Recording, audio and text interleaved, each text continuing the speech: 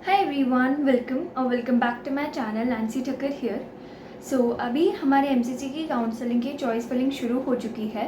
तो ये वीडियो अभी मैं आपको बताऊंगी कि चॉइस फिलिंग के बाद फिर हमें क्या करना है, चॉइस फिलिंग के बाद की आगे की प्रोसेस क्या होगी। तो जैसे कि हमने पूरा चॉइस फिल कर लिया, अभी ये बात मैं कर रही हूँ एआईक्यू काउंसलिंग, जो भी हमारी ऑल इंडिया एमसीसी काउंसलिंग होती है वो। स्टेट काउंसलिंग का अलग अलग प्रोसीजर होता है। तो अभी हम अगर ऑल इंडिया काउंसलिंग की बात करें तो चॉइस फिलिंग हमारी शुरू हो चुकी है और हमारी जो भी रिपोर्टिंग एंड ज्वाइनिंग प्रोसेस होगा वो 31 से 4 तक होगा। उतना हमारे पास टाइम है रिपोर्टिंग और ज्वाइनिंग के लिए, हमारी जो भी कॉलेज है वहाँ पर। तो अभी बात करते हैं कि पहले हमने चॉइस फिल कर लिया, लॉक कर लिया, उसके बाद हमारा एक प्रोविजनल रिजल्ट आएगा। प्रोविजनल रिजल्ट यानी कि कुछ कोई किसी को भी कोई डाउट है कि मुझे ये वाली क्यों नहीं मिली, ये वाली क्यों नहीं मिली, तो ऐसी सारी चीज़ें कभी कभी स्टूडेंट्स बोलते हैं। पहले प्रोविजनल रिजल्ट आता है, तो प्रोविजनल रिजल्ट के बाद हमारी फाइनल रिजल्ट आएगा हमारा। एक बार हमारा फाइनल रिजल्ट आ जाता है, उसके बाद वहाँ पे अगर हम देखेंगे कि कॉलेजेस कुछ स्टूडेंट को अलॉट हुई है कि कुछ स्टूडेंट्स को नहीं हुई, और अलॉट होने के चांसेस उन्हीं को है जिन्होंने रजिस्टर किया है। जिनको रजिस्टर जिन्होंने किया ही नहीं राउंड 1 के लिए, उनको तो मतलब चांस ही नहीं मिलेगा। तो एक बार रिजल्ट आने के बाद हमें पूरा रिजल्ट में देखना है कि हमें कॉलेज अलॉट हुई है या नहीं हुई है। उसके बाद भी हम देख सकते हैं कि हम जब भी हमारी एमसीसी काउंसलिंग के कैंडिडेट लॉगिन पे जाएंगे, मतलब रजिस्ट्रेशन वाला पेज ओपन करके वहाँ पे लॉगिन पे जाके लॉगिन करेंगे, तो उसके बाद हमारा जो भी पूरा प्रोफाइल खुलता है उसमें साइड में लिखा होगा अलॉटमेंट लेटर। मतलब जिन जिन स्टूडेंट्स को कॉलेज अलॉट हो चुकी है उनके लिए अलॉटमेंट लेटर होता है, जिनको नहीं मिली है उनको अलॉटमेंट लेटर नहीं मिलता है। तो हमारी प्रोफाइल पे अलॉटमेंट लेटर होगा, वो अलॉटमेंट लेटर पे सारी डिटेल्स लिखी होगी कॉलेज की, क्या है क्या नहीं। ठीक है, तो रिजल्ट में भी हम देख सकते हैं और अलॉटमेंट लेटर में भी हम देख सकते हैं। ठीक, तो उसके बाद हमने हमारा देख लिया पूरा, हमें पता चल जाएगा कि हमारी कॉलेज हमको मिली है। अभी बारी आती है रिपोर्टिंग एंड ज्वाइनिंग की। ठीक है, तो रिपोर्टिंग एंड ज्वाइनिंग से पहले हमें हमारे डॉक्यूमेंट्स अपलोड करने होते हैं एमसीसी के पोर्टल पे। तो पहले ये चीज़ नहीं होती थी कि हमें एमसीसी के पोर्टल पे डॉक्यूमेंट्स अपलोड करने हैं, वो सीधा के सीधा जो भी डॉक्यूमेंट्स होते थे वो हमें कॉलेज पे जाके वहाँ पे देने होते थे।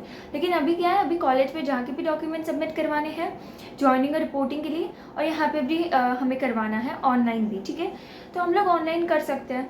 अभी ऑनलाइन में क्या होता है ना, जिन स्टूडेंट्स को कॉलेज अलॉट नहीं हुई है वो लोग भी डॉक्यूमेंट्स अपलोड कर सकते हैं। ठीक है, लेकिन जिन स्टूडेंट्स को तो हुई है उन्हें तो डॉक्यूमेंट्स अपलोड करने ही है, अलॉट कॉलेज हुई है उनको।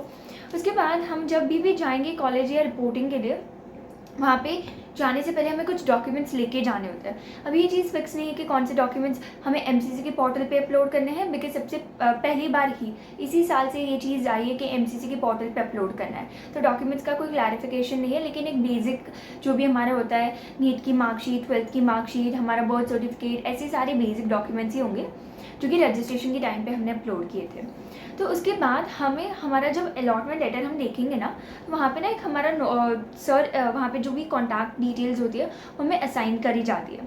वहाँ पे हम कॉलेज पे फ़ोन करके कॉन्टैक्ट करके पूछ सकते हैं कि हमें, चलो हम लोग इस काम के लिए आ रहे हैं, रिपोर्टिंग और ज्वाइनिंग के लिए ये वाला है, तो कौन से टाइम पे आएँ। और एक ये भी चीज़ है कि अभी सैटरडे संडे जो भी हमारा है वो भी एक वर्किंग डेज़ ही माने गए हैं जब तक काउंसलिंग की प्रोसेस शुरू नहीं होती।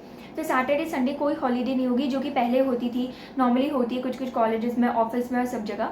तो काउंसलिंग प्रोसेस तक सारे सैटरडे संडेज वर्किंग होंगे, तो आप कभी भी जा सकते हो।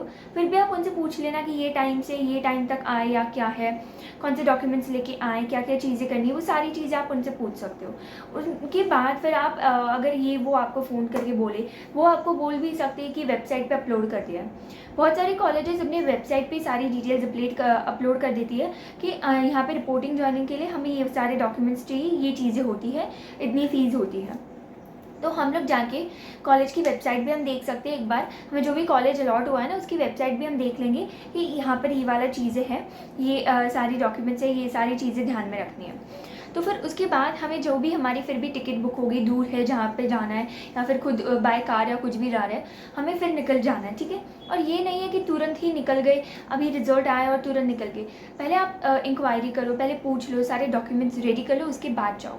ठीक है। अगर वहाँ पे जाके भी अगर कोई ऐसा है कि डॉक्यूमेंट मिस हो गया है, इंपॉर्टेंस है ऐसा कुछ, वहाँ से भी आप निकलवा सकते हो। एक तो ऑनलाइन तो आपको एक ये ध्यान रखना है कि अगर आप जा रहे हो तो आपके पास ऑनलाइन अपने सारे डॉक्यूमेंट्स है, डिजी लॉकर या फिर किसी और में भी आपके सारे डॉक्यूमेंट्स है। आप ये ट्राई करो कि आपको वहाँ पे अवेलेबल हो, ना हो तो आप फिर अपने बैंक से या फिर किसी भी वहाँ पे आपकी जो भी बैंक का है वहाँ पे भी होता ही है, आपकी बैंक की ब्रांच भी होगी, वहाँ पे जाके भी आप अपने डॉक्यूमेंट्स निकलवा सकते हो। अपनी चेकबुक साथ में लेके जाना, so you can do it right. तो इतनी ज़्यादा प्रॉब्लम्स नहीं आएंगी, वहाँ पे भी आपके हो जाएंगे डॉक्यूमेंट्स। उसके बाद हम बात करते हैं कि वहाँ पे हम गए, फिर वहाँ पे रिपोर्टिंग एंड ज्वाइनिंग इज़ कि क्या बोलते हैं, हमारा फ़ीस पेमेंट करना, डॉक्यूमेंट सबमिट करने। और अगर ऐसा भी है कि कोई भी एक ऐसा पेपर है जो कि कॉलेज मांगती है या कोई डॉक्यूमेंट मांगती है और हमारे पास नहीं है, तो वी कैन से कि हम ये हमारा डॉक्यूमेंट भूल गए, हम 15 वर्किंग डेज़ में इसको रिटर्न कर देंगे। ये चीज़ हम उनको बोल सकते हैं। मतलब बेसिक जो भी हमारे डॉक्यूमेंट्स हैं, जैसे कि 12th मार्कशीट, नीट मार्कशीट, जो कि इम्पॉर्टेंट है, ठीक है, वो सारे डॉक्यूमेंट्स तो चाहिए, लेकिन फिर भी कोई एक एक्स्ट्रा ऐसा डॉक्यूमेंट होता है जो कि साइड का इसे मतलब इतना इंपॉर्टेंट नहीं है, और तो वो आप बोल सकते हो कि एप्लीकेशन लिख के दे सकते हो कि 15 दिन में वापस इनको दे देंगे।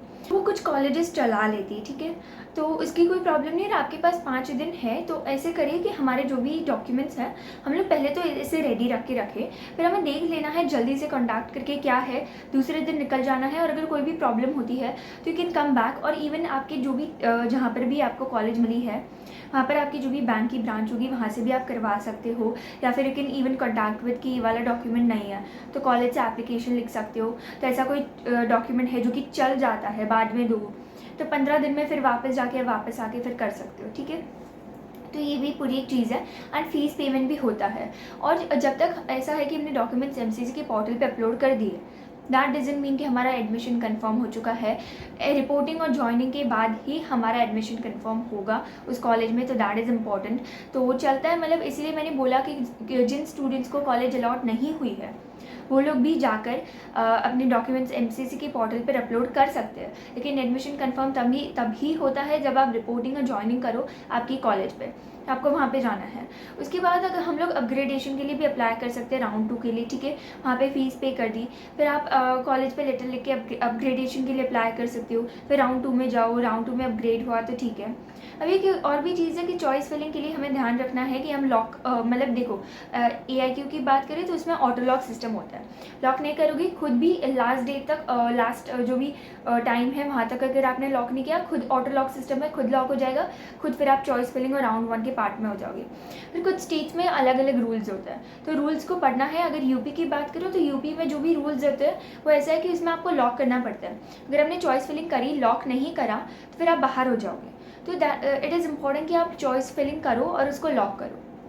देन फिर मैं ऐसे बात करूँ कि बाकी सारे स्टेट्स की और वो सब की, तो उसकी चॉइस फिलिंग भी कुछ स्टेट्स की शुरू हो जाएगी या फिर किसी की होनी बाकी होगी, तो आप उसकी सारे ध्यान रखते रहना। उसकी ऑफिशियल वेबसाइट पे मैं भी आपको बताती रहूँगी, और देखते रहना रूल्स इंपॉर्टेंट है। रूल्स एक बार ध्यान से पढ़ना है, जैसे कि यूपी और AIQ का चॉइस फिलिंग का मैंने अलग बताया, वैसे सारे स्टेट्स का अलग होता है।